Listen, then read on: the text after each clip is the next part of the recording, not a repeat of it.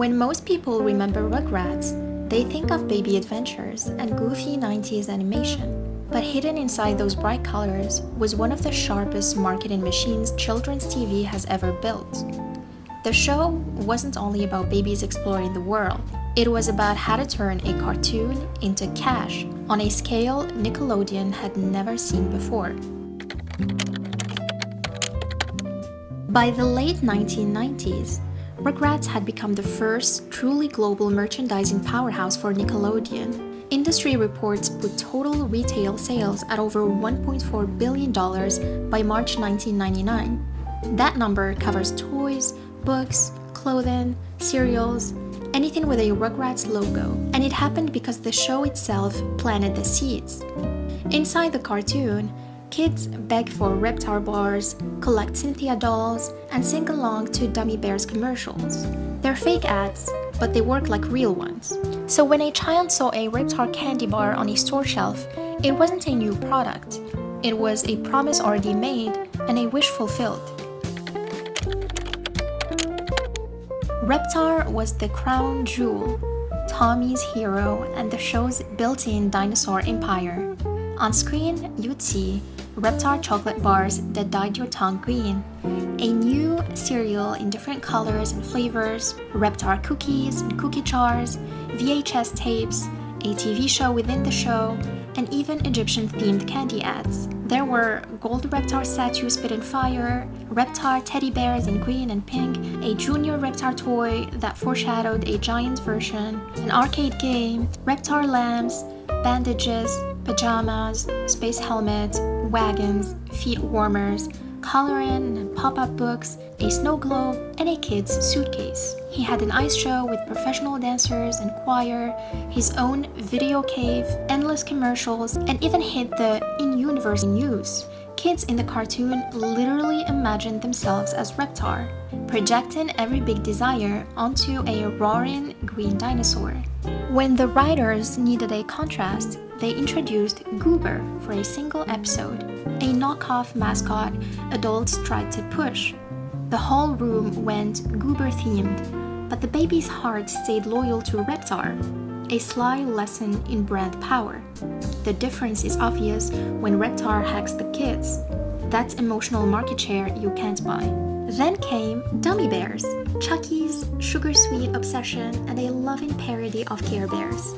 We got Dummy Bears movies, a TV show with an earworm happy song, entire video collections, concerts, a theme park attraction, pajamas, pillows, giant plush versions, costumes for kids, cereal, puppets, cookies and jars, birthday decor, toothpaste, bowls, and even clocks. An entire Dummy Bears bedroom set appears on screen, like a catalog come to life.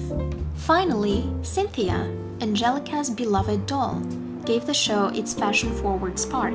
Cynthia came in regular and queen sizes, showed up as a robot, Cynthiatron, a rock star, even an Egyptian goddess. She had skiing, wedding, and sunbathing outfits, a dream cottage, a doghouse, and a garage for her pink convertible you had to buy tickets for, a gym, trampoline, massage room, and sauna, accessories like phones and brushes, a workout tape and DVD player, her own fashion magazine and new luxury house catalog, a cereal and matching bowl, a backpack and watch, posters, baking sets, even a kitchen. Angelica literally pastes her own face on the doll in one episode. The ultimate consumer fantasy. All of this was shown inside the cartoon before a single real product hit shelves. Instant advertising that children absorbed without realizing. Every fake commercial was a template. Outside the TV, licensees simply followed the blueprint.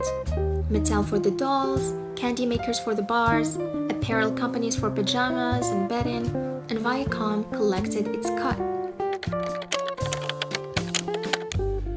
Nickelodeon never stopped feeding that appetite.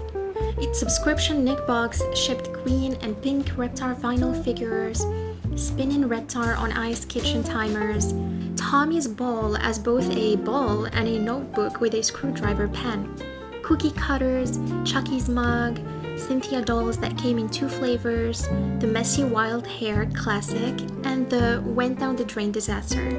Spike the dog as a stuffed toy, and even coasters with the baby's faces as you have your breakfast. Outside those boxes, partnerships multiplied. FYE sold limited-run Reptar bars produced by Boston America Corporation. New York's Milk and Cream bar turned Reptar cereal into Mango Poppin' Bubbles, Reptar cereal ice cream sundaes, and bars with green frosting for short seasonal windows. Spencer's stocked Reptar cereal blankets and throw pillows. Target carried Rugrats pajamas and holiday sweaters. Walmart hosted a Rugrats makeup collection with original Funko. Fila and Puma each released Rugrats-themed sneakers, and both were available at Champs Sports stores.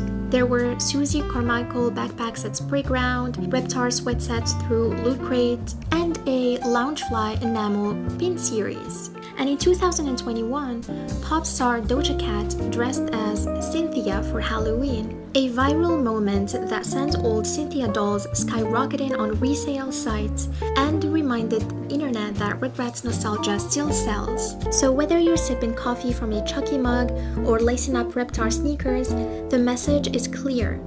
The babies may have grown up, but the merch is forever. Every year, the catalog quietly refreshes. New U2's figures, holiday sweaters, pickles from Grillo's Pickles, nodding to the Pickles family name. Each drop another reason for collectors to spend. Every single item meant a licensing deal and a royalty check back to Nickelodeon. There's also psychology at play. Kids across cultures have a near-universal dinosaur face. The mystery of extinct giants, the bright colors, the sense of power. That made Reptar a perfect cross-gender mascot. Boys and girls could project anything onto a roaring green dinosaur.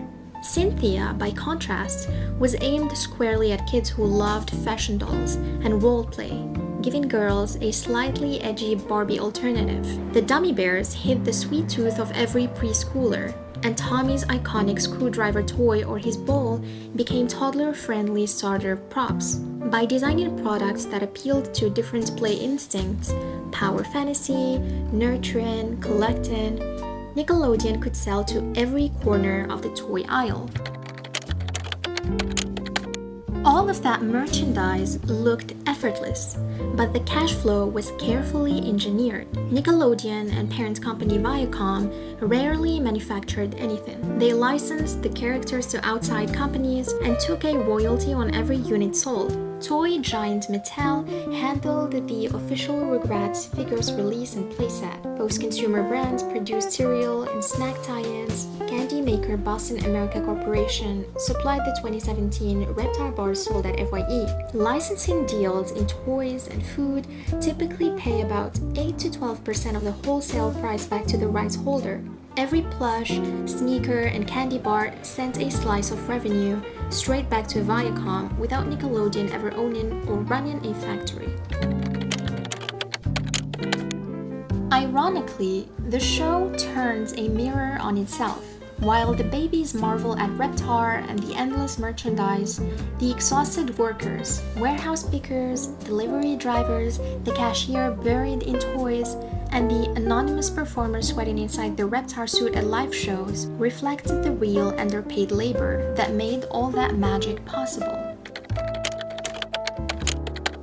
Viacom understood the loop: create desire on screen, license it off screen, and re-air episodes until the reruns pull the same ratings as new ones. Klasky Csupo, the studio that animated the show, was paid about $450,000 per 22-minute episode, but Viacom owned the characters and the merchandising rights. That allowed Nickelodeon to keep cashing in long after production slowed. This lucrative model led to disputes as animators and staff at Klasky Csupo felt underpaid for their work, especially considering the significant profits generated from merchandise and licensing. So yes, Rugrats is about babies who can't even spell capitalism. But the real lesson was for the adults. Invent a candy inside the story, sell it outside the story, collect royalties while someone else does the manufacturing. Teach kids to love a green dinosaur before they can read a price tag. That is how a cartoon about toddlers became a billion-dollar consumer empire.